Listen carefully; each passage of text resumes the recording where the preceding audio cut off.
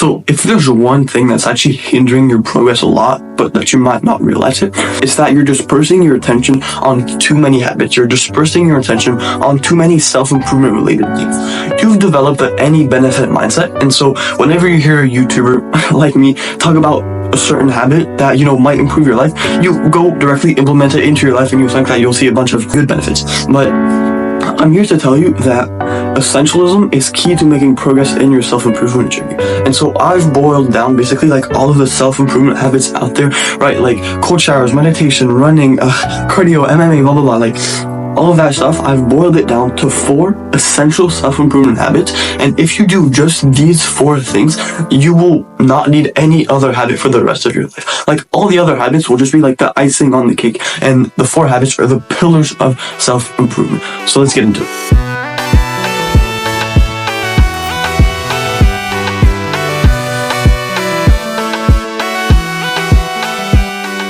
So you might be at a stage in your self-improvement journey right now where you're just overwhelmed by the amount of habits that you could do in your everyday life. Like you might have heard that, you have to wake up and do deep work right away, or you have to wake up and do meditation and go outside, and then you have to work out, and then you have to do cold exposure. Like you're pretty much overwhelmed. But if you're not, I will be your guide in this treacherous landscape that we call self-improvement. So let's get straight into it. No fluff in this video. To make the most out of your self-improvement journey and to maximize your progress, all you have to do is to optimize 2 things: your brain and your body. If you optimize these 2 things with the 4 habits that I'm about to list, with the last one probably being the most powerful, you'll just destroy all of your competition. So pretty much all of the self-improvement habits revolve around just optimizing for 2 things: your brain and your body. You do cold showers. Why? Because it increases your dopamine, but it also reduces inflammation, right? Helps your body and helps your mind, right? You read to improve your mind. You listen to podcasts to improve your mind, right? You go running to build discipline and to improve cardio, right? All the self-improvement habits basically just rely on improving 2 things. But instead of trying every single habit out there, you can just focus on these 4. With the first one being for optimizing your brain, and it is learning. Learning is genuinely probably the single most powerful self-improvement habit out there. What you're doing right now, you're learning, and basically learning is just a person that is just a bit higher level than you, right? I might be 1 step or 2 above you in my self-improvement journey, and that person translates their beliefs, right, the lessons they've gained from their self-improvement journey into your brain, right? I'm basically just pushing my belief system onto you right now, and that is beneficial for you. That's why I listen to podcasts and read every single day. I have a habit that I have every day is to read at least 30 minutes to an hour and listen to podcasts for at least an hour. I've gotten to the level I just listen to podcasts on either 2 or 3 times speed, and that just increases my learning intake. And now I'm not learning bullshit stuff. I make sure that the stuff I'm learning doesn't just destroy my brain cells, right? You need to learn. The more you learn, the more you grow, and the more you grow, the more you'll become a person that's worthy of success. I once heard a story where Warren Buffett went into a college class and he was becoming successful was super fucking easy. What is it? Well, listen here, you dumb fuck. All you have to do is read 500 pages every single day and you'll become successful. So yeah, that was an accurate description of what happened with Warren Buffett.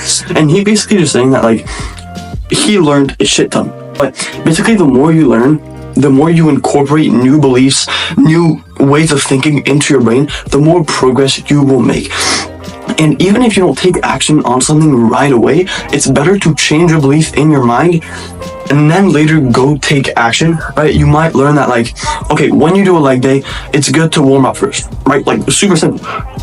And you might not have a leg day right away. And the next time you have a leg day, you do some jump rope first, right? You learn something, a new belief is created into your mind, and then that new belief translates into new action. That's why learning is so powerful. You just learn from people that are higher up than you, more successful than you, and they just incorporate the beliefs that made them successful into your mind, and then you now have successful beliefs, beliefs in your mind that have made people successful, and that's how the most successful people in the world have become the most successful people in the world.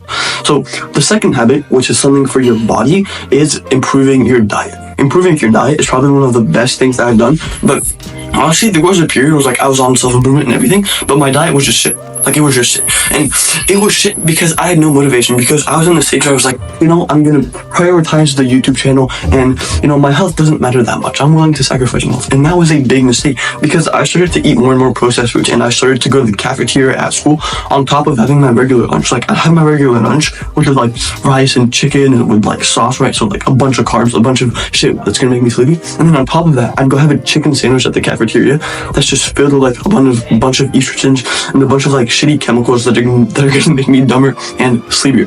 So it's important that you cut out processed food. And I'm talking like this at lunch today. I had just a cup of cherries and croutons. I should not have had those croutons. But basically, limit the amount of carbohydrates and processed foods that you eat. I know carb is good for muscle building, but if you want really to if you're dialed in on business and productivity especially, you want to limit the amount of carbohydrates that you have. Apart from those cherries and those croutons, I haven't eaten anything today. It is currently 4, right? It is 4. I woke up at 7.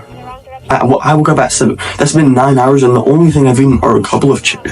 I am focused right now. I am laser focused. Intermittent fasting has helped me. I am in a flow state because I have improved my diet. And improving your diet also leads to you feel just so much better on a day-to-day basis. When you're eating a bunch of processed garbage, you just you feel just sluggish, you feel sleepy, you have brain fog all the time. And food is supposed to make you energized, right? Food is supposed to make you feel good, but it's not always that way when what you're eating isn't even food, right? The stuff that we put in our everyday ingredients, the everyday ingredients that compose our foods and the food that you eat every single day, isn't even food, right? If our caveman, think about it this way, if your caveman ancestors didn't eat it, then don't eat it. It's as simple as that. So the second thing to improve your body is just simply working out, doing cardio, in any physical activity. You want to be doing physical activity every single day. I honestly don't believe in a rest day. I just find rest days stupid. I just feel lazy on rest days.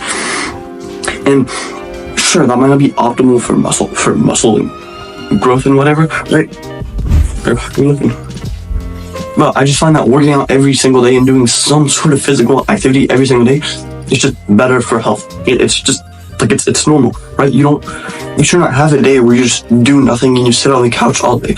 Our caveman ancestors probably did 10,000-20,000 steps every single day, right? When I think about my 6th grade self, I would walk to school every single day, and then in school I'd be running around and going to the park. Every single day I'd probably hit 20,000-25,000 steps, and that's a lot. And now I'm walking probably less than 10,000 every single day, which is not a good thing.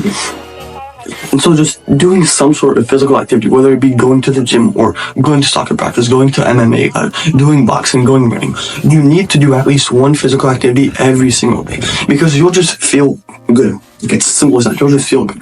I recently got back into running. I'm going to go on a run after this, and I just feel good, right? I hadn't done it in a while, and so sure, it's hard at the beginning, right? I live in a pretty not mountainous area, but there's a lot of hills, right? I can either go down and then have to go back up, or go back up and then have to go. So it's pretty challenging, but I love it, right? I love it. And cardiovascular health is super, super important, even more so than physical strength and everything. So do at least one physical activity every single day, whether it be gym, going on a run.